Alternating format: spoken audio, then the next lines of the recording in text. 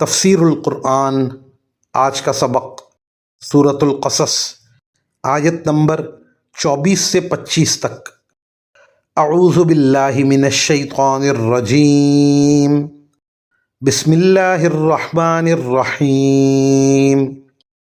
فسقى لهما ثم تولى إلى الظل فقال رب إني لما أنزلت إلي من خير فقير فجاءته إحداهما تمشي على استحياء قالت إن أبي يدعوك ليجزيك أجر ما سقيت لنا فلما جاءه وقص عليه القصص قال لا تخف نجوت من القوم الظالمين۔ ترجمہ: اس پر موسیٰ نے ان کی خاطر ان کے جانوروں کو پانی پلا دیا، پھر مڑ کر ایک سائے کی جگہ چلے گئے اور کہنے لگے، میرے پروردگار، جو کوئی بہتری تو مجھ پر اوپر سے نازل کر دے میں اس کا محتاج ہوں۔ تھوڑی دیر بعد ان دونوں عورتوں میں سے ایک ان کے پاس شرم و حیا کے ساتھ چلی آئی، کہنے لگی، میرے والد آپ کو بلا رہے ہیں تاکہ آپ کو اس بات کا انعام دیں کہ آپ نے ہماری خاطر جانوروں کو پانی پلایا ہے۔ چنانچہ جب وہ عورتوں کے والد کے پاس پہنچے اور ان کو ساری سرگزشت سنائی تو انہوں نے کہا، کوئی اندیشہ نہ کرو، تم ظالم لوگوں سے بچ آئے ہو۔ ان آیات کی تفسیر میں مفسرین کرام لکھتے ہیں، حضرت عبداللہ بن عباس رضی اللہ عنہما کی ایک روایت میں ہے کہ حضرت موسیٰ علیہ السلام نے ان عورتوں سے پوچھا کہ کیا یہاں کوئی اور کنواں بھی ہے؟ انہوں نے بتایا کہ ایک کنواں اور ہے، مگر اس کے منہ پر ایک بہت بھاری پتھر رکھا ہوا ہے جسے اٹھانا آسان نہیں۔ اس پر حضرت موسیٰ علیہ السلام وہاں گئے اور پتھر کو اٹھا کر ان کی بکریوں کو پانی پلا دیا۔ ان آیات میں حضرت موسیٰ علیہ السلام نے ایک دعا مانگی۔ اس مختصر دعا میں عبدیت کا عجیب مظاہرہ ہے۔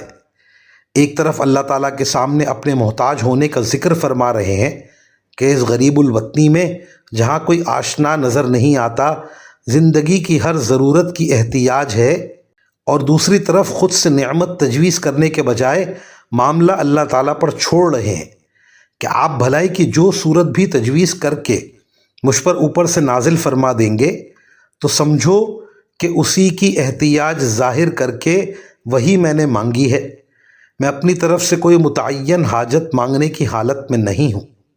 اگرچہ اس وقت پردے کے باقاعدہ احکام نہیں تھے جو قرآن کریم نے عطا فرمائے، لیکن خواتین شرم و حیا کے لباس میں رہتی تھیں اور مردوں سے معاملات کرتے وقت شرم و حیا کو پوری طرح ملحوظ رکھتی تھیں۔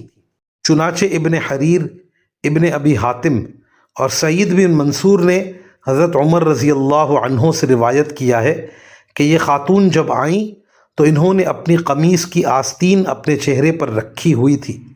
مزید فرمایا کہ اگرچہ کسی نیکی کا انعام وصول کرنے کے لیے جانا حضرت موسیٰ علیہ السلام کی غیرت اور شرافت کے خلاف تھا، لیکن انہوں نے اللہ تعالیٰ سے دعا مانگی تھی کہ آپ کی طرف سے جو بھلائی بھی آئے گی میں اس کا محتاج ہوں، اور اس خاتون کی دعوت سے ایک ایسا راستہ پیدا ہوا تھا کہ اس بستی میں کسی بزرگ سے جان پہچان ہو جائے، اور دوسری طرف ان کے اپنی بیٹی کو بھیجنے سے ان کی شرافت اور بزرگی ظاہر ہو رہی تھی۔ اس لیے حضرت موسیٰ علیہ السلام نے اس وقت یہ خیال فرمایا کہ اس عورت کو رد کرنا ناشکری اور اس عبدیت کے خلاف ہوگا جس کے ساتھ دعا مانگی گئی تھی، اور ہو سکتا ہے کہ ان بزرگ سے کوئی مفید مشورہ مل جائے۔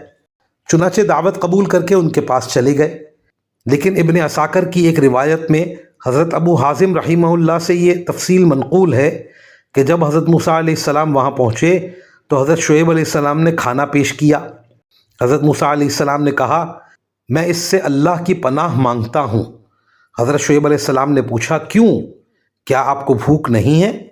حضرت موسیٰ علیہ السلام نے فرمایا، بھوک تو ہے، لیکن مجھے اندیشہ ہے کہ یہ کھانا میرے اس عمل کا معاوضہ نہ بن جائے کہ میں نے بکریوں کو پانی پلا دیا تھا، اور ہم ایسے لوگ ہیں کہ جو کام آخرت کی خاطر کریں اس کے معاوضے میں کوئی پوری زمین سونے سے بھر کر بھی دے دے تو اسے قبول نہیں کرتے۔ حضرت شعیب علیہ السلام نے جواب دیا کہ اللہ کی قسم ایسا نہیں ہے، لیکن میری اور میرے آباء و اجداد کی یہ عادت رہی ہے کہ ہم مہمان کی مہمان نوازی کرتے ہیں۔ اس پر حضرت موسیٰ علیہ السلام ان کے ساتھ کھانا کھانے بیٹھ گئے۔ اس روایت سے یہ معلوم ہوتا ہے کہ خاتون نے جو کہا تھا کہ میرے والد آپ کو اس لیے بلا رہے ہیں کہ آپ کو آپ کی نیکی کا انعام دیں گے، یہ انہوں نے اپنے خیال کے مطابق کہہ دیا تھا۔ حضرت شعیب علیہ السلام نے یہ الفاظ استعمال نہیں فرمائے ہوں گے۔ واللہ سبحانہ اعلم۔ وآخر دعوانا ان الحمد للہ رب العالمین۔